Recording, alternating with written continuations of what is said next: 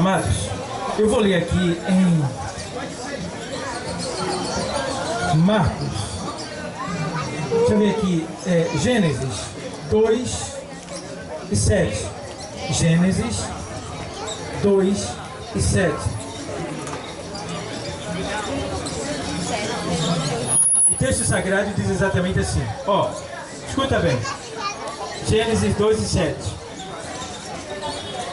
E formou o Senhor Deus o homem do pó da terra, e soprou em seus narizes o fôlego da vida, e o homem foi feito alma vivente.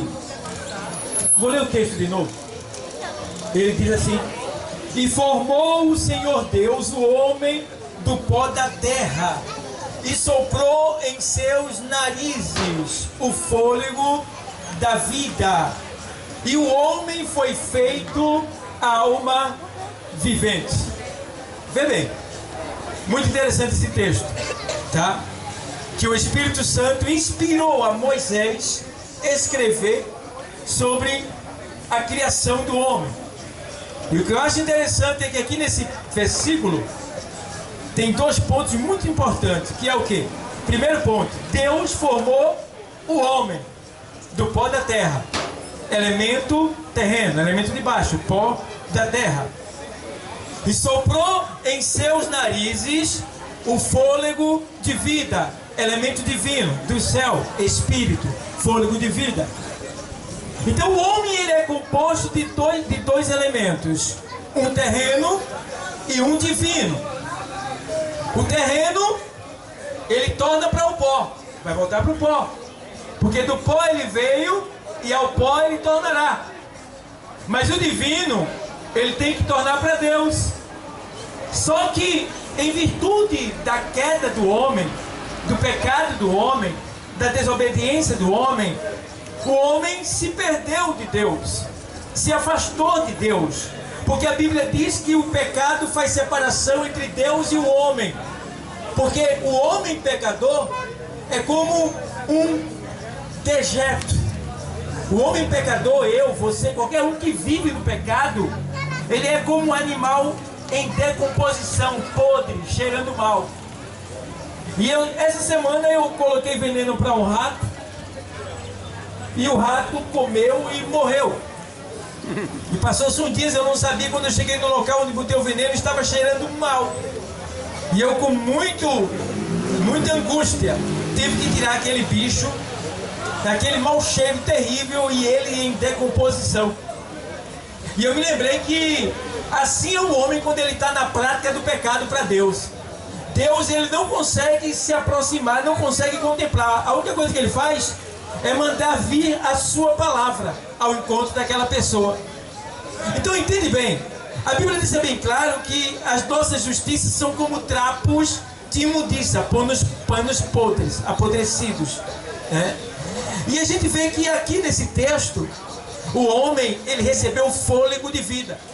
Então existe algo precioso dentro do homem. Uma vez eu estava perguntando: Deus, por que o Senhor não destruiu essa raça humana? Por que o Senhor não acabou com a gente tudinho e começou de novo? E aí Deus me respondeu nessa palavra que Ele não destruiu a raça humana, porque dentro da raça humana, dentro de cada ser humano, existe uma partícula de Deus. Existe um pedacinho de Deus dentro de cada um de nós. E Deus não quer perder essa partícula. Ele quer trazer de volta para Ele. Então Ele não quis destruir, mas sim resgatar, trazer de volta. E o preço para trazer de volta foi muito caro, porque ele tinha que se materializar. Deus tinha que enviar a sua palavra à terra em forma humana, personificada, para de alguma maneira mostrar para os homens o quanto ele o amava, o quanto ele o ama, e trazê-lo de volta. E aí a gente vê que o Espírito que está em nós, Deus quer de volta, tá? Espírito, o que é Espírito? Espírito é a parte não material e racional e inteligente do ser humano. A parte não material, racional e inteligente do ser humano. Todo ser humano ele tem ali um pedacinho de Deus dentro dele. Então, essa é a razão de Deus investir, de Deus trabalhar de várias maneiras para trazer de volta o homem para ele. Mas muitas vezes o homem, ele prefere viver no pecado. Eu entendo, e Deus também, porque o pecado, ele é gostoso. O pecado, ele dá prazer. É por isso que o homem não quer deixar o pecado. Todo pecado promove um prazer, tá? E a carne gosta de sentir prazer. E nesse prazer, um atrás do outro, o homem vai morrendo e nem percebe.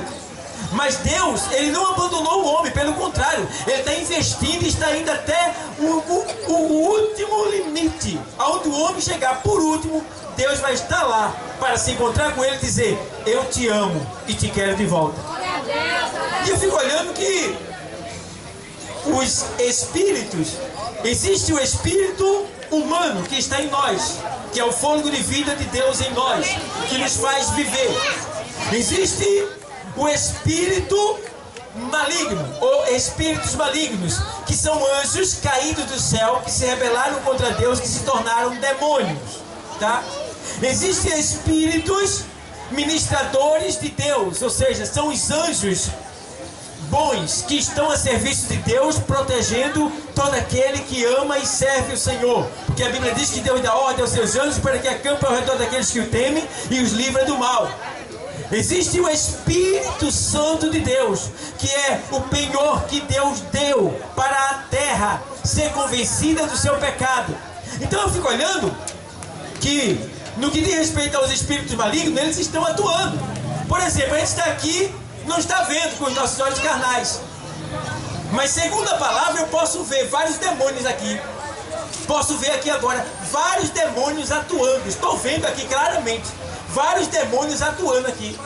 Segundo a palavra, ela me dá visão para ver, e eu consigo identificar vários demônios se utilizando de seres humanos que nem sabem que estão sendo utilizados, e com isso sendo destruído aos poucos pelo engano do pecado.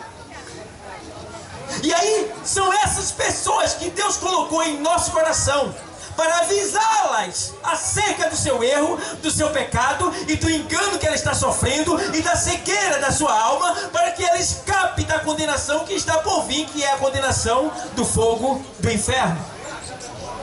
Lembrando que a condenação do fogo do inferno, ela é real, foi Jesus quem falou. E eu acho interessante que muitos não fazem ideia. Alguns dizem assim: ah, pastor, morreu, acabou-se, morreu, eu sou defunto. Engano seu. Defunto é o teu corpo que vai voltar para o pó para onde ele veio, mas a tua alma, ela é eterna. Você vai viver por toda a eternidade. Agora aqui está o momento que você deve decidir aonde você quer viver: no céu por toda a eternidade com Deus, ou no inferno por toda a eternidade com Satanás. É difícil essa palavra, né? Mas é Deus, está aqui na palavra, foi Ele que mandou falar, para que ninguém parta dessa vida desavisado. É por isso que nós estamos aqui, para avisar. E eu lembro a palavra pela madrugada, eu disse: meu Deus, não tem chance para aqueles que vão para o inferno? Ele disse: tem não. A pessoa morre agora na prática do pecado, leva um tiro na cabeça, dá um infarto fulminante ele na prática do pecado, né? Morre na pornografia, no erro, no crime, na malícia, na prostituição, no adultério. Ele morre assim, vai direto para a antessala do inferno. A antessala do inferno fica no seio da terra, ninguém sabe onde é, no centro da terra, está lá, Lucas 16, 19, está lá. Vai lá, fica lá preso, em chamas, ardendo em chamas, com muita sede, com muita dor, se lembrando de tudo que viveu nessa terra, mas sem poder voltar, em correntes, lá na escuridão. E no juízo final, esta vida, que está lá no centro da terra, na antessala do inferno, ele é ressuscitado, sai de lá, no final de todas as coisas, no juízo final. Ele ressuscita e vai ressuscitar lá onde ele foi enterrado. Eu não sei se foi lá no sítio, se foi no cemitério, se foi no esgoto, aonde o corpo dele foi sepultado. Vai voltar aquele corpo. A alma que está lá na antessala do inferno, no centro da terra, vai sair de lá, ser trazida para o seu corpo, que vai ser restaurado, entrar no corpo, vai vai receber um corpo imperecível. O que é um corpo imperecível? É um corpo de carne e osso que queima, mas não derrete. Preparado. Esse corpo é exclusivo para ser lançado no lago de fogo do inferno. E essa pessoa ressuscita e é levado por forças espirituais para os lugares celestiais fora da terra, para um grande julgamento que é o trono branco lá fora da terra, que ninguém sabe onde é, fica nos lugares celestiais. Será fora da terra o julgamento, porque todas as pessoas que já existiram irão ressuscitar. Os que morreram sem Cristo irão ressuscitar, e são bilhões de bilhões de bilhões de pessoas, tá? E por não caber na terra, Deus vai estabelecer um grande trono branco no lugar celestial, para que ali todos chegam e ouçam a sua vida narrada por um anjo arauto, que vai estar dizendo: olha, nasceu em tal data do ano, viveu em tal lugar, filho de fulano de tal, trabalhou disso, viveu assim, assim, assim, assim. Vai contar toda a tua história até o último instante que você morreu. Vai ficar bem provado para você que você morreu no pecado, porque ele vai narrar até o último instante aqui na terra da tua vida. Depois de ser julgado pelos seus pecados, não é Deus que vai te mandar para o inferno, é os teus pecados que vai te mandar para o inferno. Deus não quer botar ninguém no inferno, Deus quer levar para o céu. Mas enquanto o homem não se separa do pecado, o pecado vai matar ele e levar para o inferno. Então, ali, quando ele for julgado, ele é lançado no lago de fogo do inferno. Deus não quer isso para ninguém, não quer isso para homem algum, para mulher nenhuma. Deus quer livrar a mim e a você desta condenação que está por vir. Cabe a você escolher, porque na vida que você está levando eu não sei, mas quem sabe você está na prática do pecado, com ódio, ira, desejo de matar, desejo de vingança, quem sabe até desejo de se matar, de se suicidar, vivendo aí no adultério, na prostituição, na embriaguez do mundo, nas drogas, nos êxtases. Quem sabe? E se você morrer assim, infelizmente, essa é a palavra de Deus, não é da igreja, não é do pastor, não é do homem, é de Deus. Você vai para o inferno. Então é por isso que nós estamos aqui, para ajudar você a escapar dessa condenação, sabendo porém que o demônio, ele é astuto, ele é enganador. O bicho é esperto demais. A pessoa está brincando com Satanás, está pensando que Satanás está no inferno. Satanás não está no inferno, ele está infernizando a vida das pessoas agora.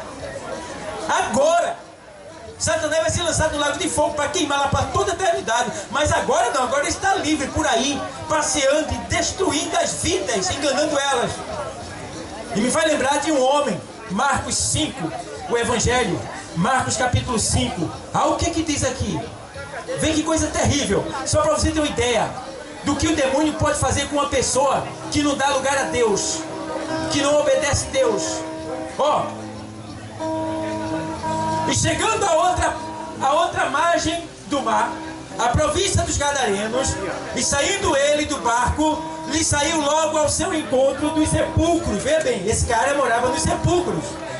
Um homem com espírito imundo. Veja bem, espírito imundo, o qual tinha a sua morada nos sepulcros, e nem ainda com cadeia o podiam alguém prender, porque tendo sido muitas vezes presos com grilhões, veja bem, prendiam ele com grilhões, ferro, e cadeias, as cadeias foram por ele feitas em pedaços, nada segurava esse homem, e os grilhões em migalhas, e ninguém o podia amansar. E andava sempre de dia e de noite clamando pelos montes e pelos sepulcros, e ferindo-se com pedras, ou seja, rasgando-se, lascando a sua própria cabeça e bebendo seu próprio sangue, porque ele vinha endemoniado constantemente. E aí diz aqui assim o texto, aí ele faz assim: e clamando com grande voz, disse, aí vem aqui agora, verso número 5, e andava sempre de dia e de noite, clamando pelos montes e pelos sepulcros, e ferindo-se com pedras. E quando viu Jesus ao longe, correu e adorou, e clamando com grande voz, disse: que tenho eu contigo, Jesus, filho do Deus Altíssimo? Conjuro-te que, por Deus, que não me atormentes. O diabo pedindo para que o Senhor não lhe atormente, né? Não lance ele fora dessa província. Vai ver bem, um homem, esse homem aqui, Jesus pergunta, como é o teu nome? Ele diz, o meu nome é Legião, porque nós somos muitos. Sabe o que é legião? É uma linguagem romana para se direcionar a um quartel acampado no deserto. Então cada quartel acampado no deserto, ele tinha 6.340 soldados. Então aqui quando ele diz, nós somos muitos porque nós somos uma legião, dentro de um homem só, tinha 6.340 demônios atuando na vida dele. Por isso que nada segurava esse homem. Mas quando Jesus chegou, os 6.340 demônios naquele homem teve que se curvar diante do Senhor. Oh, glória! Porque quando Jesus chega, não tem chance para diabo não, tá? Quando ele chega, a vida da pessoa tem que mudar. Não pode ficar do mesmo jeito, a não ser que a pessoa quer. E aí aquele homem diz para ele, Jesus. E aí o demônio grita, olha, que viesse fazer aqui, filho de Deus Altíssimo, não me lance fora dessa província. E chega ao ponto e o demônio diz assim, Senhor, ele já sabia que ia ser expulso, deixa que a gente vá para aqueles porcos. Tinha quase 2.000 porcos manando. Aí o Senhor disse, vai-te. E eles saíram do homem, os 6.340 demônios, e entraram nos porcos. Os porcos ficaram tão malucos que caíram de despenhadeiro abaixo e morreram afogados no mar. Então para você ver o que o diabo, o que os demônios, o que os espíritos malignos fazem na vida das pessoas, é só destruir, é só para acabar com a vida delas. E aí eu fico olhando que esses espíritos vêm para destruir, mas o Espírito de Deus, ele vem para dar vida, e vida com abundância. E aí, em 16:8 de João, o Senhor diz, usando a sua palavra, que o Espírito Santo ele veio para convencer o homem do pecado, da justiça e do juízo.